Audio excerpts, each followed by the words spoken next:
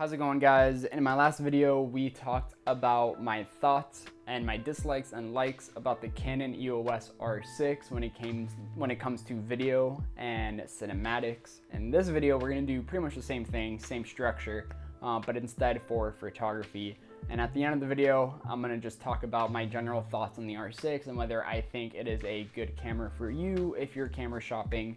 And I'll probably talk about a few different cameras as well.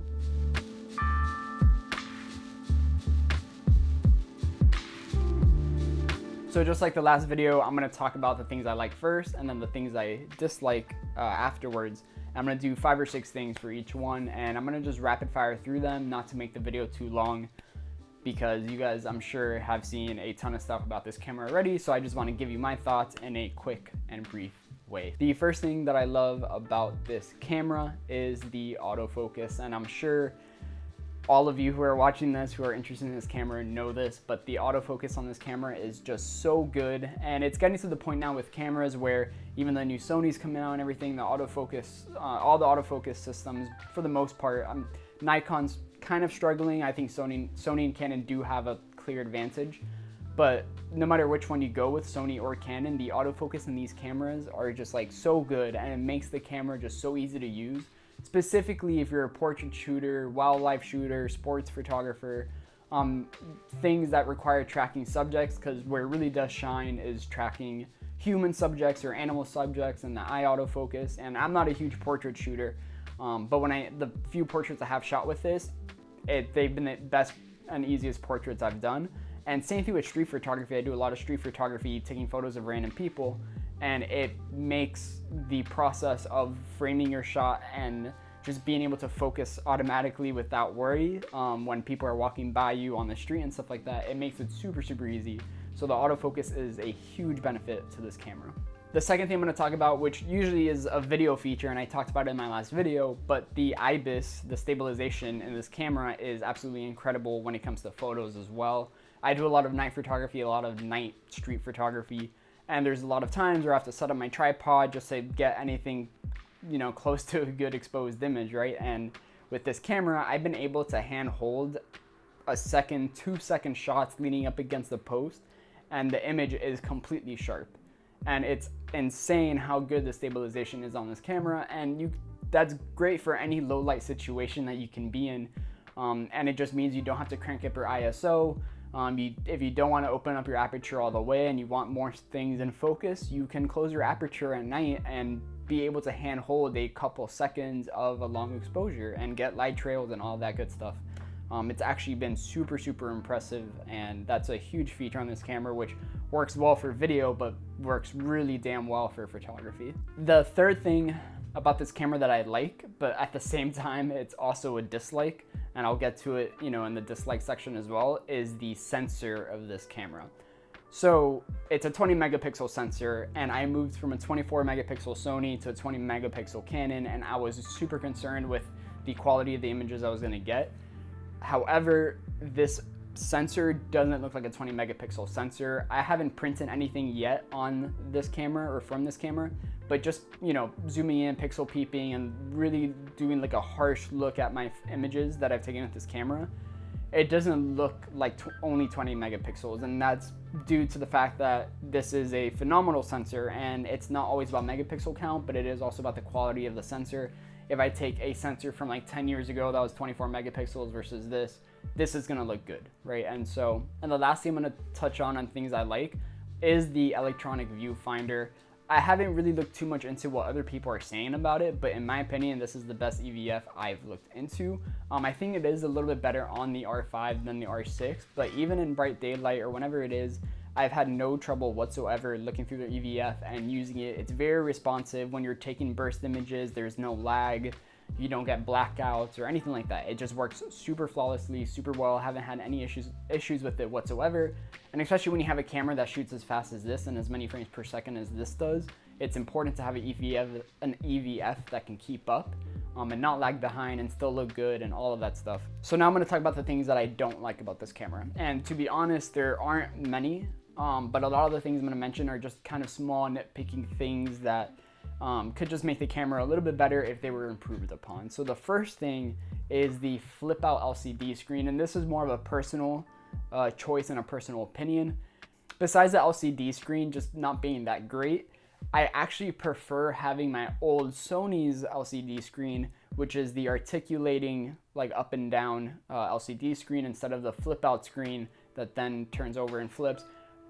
This specifically works really well for video, as I'm doing right now. I can legit see myself on the screen and it's really nice. But when it comes to photos, I find it extra cumbersome and just extra steps in order to use the LCD screen. I prefer with the Sony, it was just on the back of the screen, and as I'm shooting, I'm able to just flip it up instead of having to do this whole flip motion, flip the screen, and it's just like it's just a pain in the butt, and I don't enjoy it as much.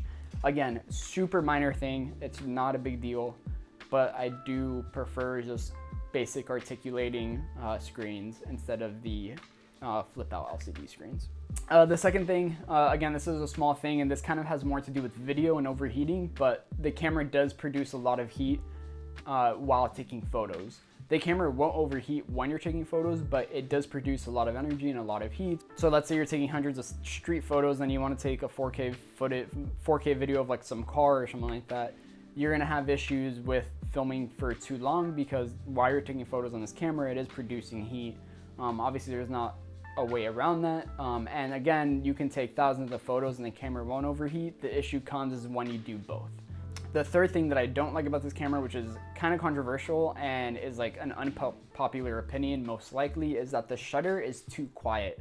So there's 3 shutter modes, and when you're in the full shutter mode, which is the one that's supposed to be the loudest, the shutter is still so quiet. And this is props to Canon for making a shutter that's super quiet, which in general, that's what people want. However, I have found it to be an issue when taking photos of a model and they're not 100% sure on when you're taking photos and when you should switch poses and stuff like that. And again, I'm not really a portrait shooter, but I still like when my model is able to tell when they have to switch poses, and that the best way to do that is just to hear the shutter clicking. But with this camera, especially if you're outside, they're not going to be able to hear it. However, it is also a benefit because when I'm doing street photography and I have the electronic curtain on, then the people around me cannot hear that I'm taking photos of them, which is good. So there's, pros and cons to it, but I do prefer if the full shutter mode, whatever it's called, the full curtain or whatever it's called, I would prefer if that one was just a tad bit louder, but again, it's not really a big deal. The fourth thing, which is an interesting one because in my opinion, in 2020, this should just be the easiest thing, and I feel like every camera should be able to have this. I shoot a lot of vertical and horizontal photos when I'm shooting. I take vertical photos for Instagram, I take horizontal for my portfolio or in prints and stuff like that. I usually prefer horizontals unless they're going onto Instagram. And with this camera, if I take a vertical image and I go to my preview, and when I'm in preview, it's going to display in the horizontal method. So it's gonna have the 2 black bars and then the image vertical in the middle, and it looks super ugly and too small. And then if I rotate the camera, it doesn't automatically rotate to vertical, it stays horizontal. So then I have to go into the settings and then set it to where vertical images only display vertical, which isn't a big deal because that means I take a vertical image, then it's going to be vertical. However, I do think having the option for the automatic rotation when you flip around your camera in preview would work better. Just because sometimes I want to just look at a vertical image super quick instead of having to turn my camera, and then sometimes I want to take a look at it and I want to turn my camera, right? So I just rather have the option to have both sides instead of having like a setting in the menus where I'm stuck to either vertical or horizontal. And the last thing that I really don't like about this camera is the fact that it's only 20 megapixels. Even though it's such an incredible sensor and the images do look really good, I just wish it was 24 megapixels, even 30. I think the first Canon EOS R is like 30 megapixels or something like that. I'll put it on the screen. And I wish it was up there instead of being stuck at 20 megapixels. And I think if